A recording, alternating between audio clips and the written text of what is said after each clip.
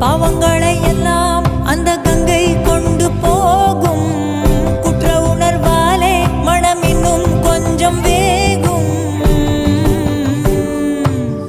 இன்று உன்னை அணிகின்ற புத்தம் புது மாலை ஒரு நாளைக்குள் வாடிவிடும். நடப்பதை யார் அறிவார்?